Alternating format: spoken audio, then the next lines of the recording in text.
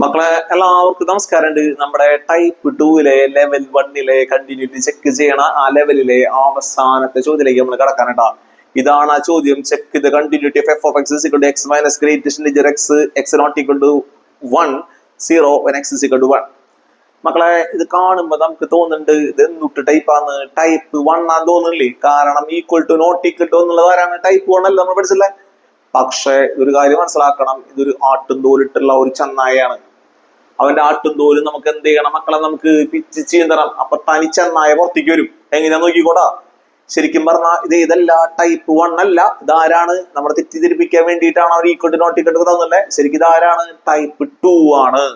എങ്ങനെയാണ് നമ്മൾ ഇവന്റെ എന്താ പറയാ ആട്ടും തോലും നമ്മൾ പിച്ച് ചെയ്ത നോക്കിക്കോടാ.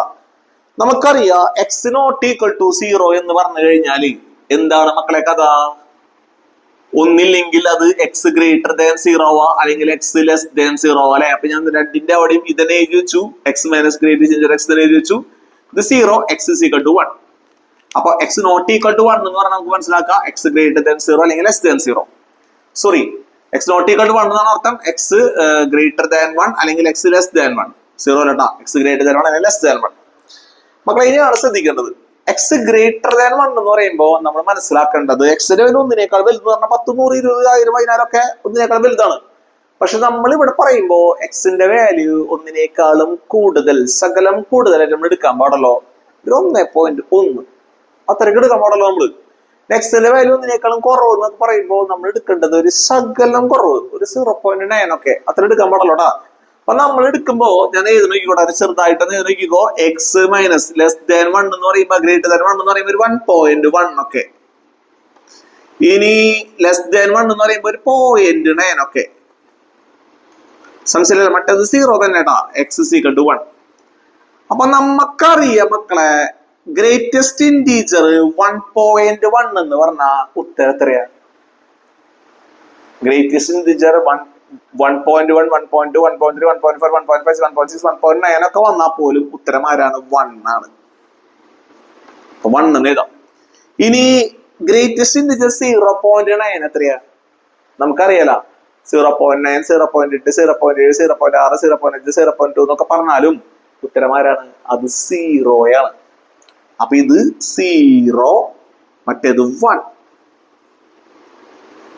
സംശയമില്ല. നീ 0 ആണെങ്കിൽ മാച്ച് കളയാം. ഇപ്പൊ നോക്കിയേ, അവന്റെ ആട്ടും തോല് നമ്മൾ പിച്ച് ചെയ്തില്ലേ. ഇപ്പൊ ആരാ? ഏത് ചെന്നായില്ലേ? നമ്മുടെ ടൈപ്പ് 2 ആയിട്ട് മാറിയില്ലേ ഇവൻ.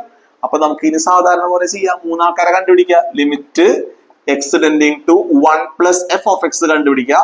അതായത് limit X tending to 1 plus എക്സിന്റെ വില ഒന്നിനേക്കാൾ അധികം എന്ന് പറഞ്ഞാൽ എക്സ് മൈനസ് 1. എക്സിനോട് 1 ഇട്ട് കൊടുക്കുക. 1 മൈനസ് 1 സമം 0. ഇനി limit X tending to 1 minus F of X കണ്ടുപിടിക്കുക. എക്സിന്റെ വാല്യൂ ഒന്നിനേക്കാളും കുറവ്. മക്കളെ എക്സിന്റെ വാല്യൂ ഒന്നിനേക്കാളും കുറവ് എന്ന് പറഞ്ഞാൽ ആരാണ് മക്കളെ? എക്സ്. എക്സിന്റെ അവിടെ 1 ഇട്ട് കൊടുക്കുക. 1 ഇട്ട് കൊടുക്കുമ്പോ 1 തന്നെ വരും. ഇനി എഫ് ഓഫ് 1 പറഞ്ഞിട്ട് 0 ആണ്. മക്കളെ ഇത് മൂന്നും സെയിം ആണോ? അല്ല. അപ്പൊ നമ്മൾ എഴുതിക്കും since limit X tending to 1 minus F of x not equal to limit x tending to 1 plus f of x is equal to f of 1.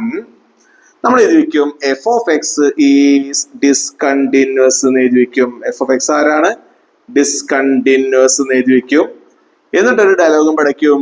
x is equal to 1 is a point of discontinuity എന്ന് നമ്മൾ അങ്ങോട്ട് പടച്ചു വെക്കും. Simple സാധനം. പഴം പോലെ കഴിഞ്ഞു. ഒരു സീനുമില്ല. സംശയമില്ല മക്കളെ. മുത്ത് ചോദ്യം കേട്ടാ. അപ്പൊ ബൈ.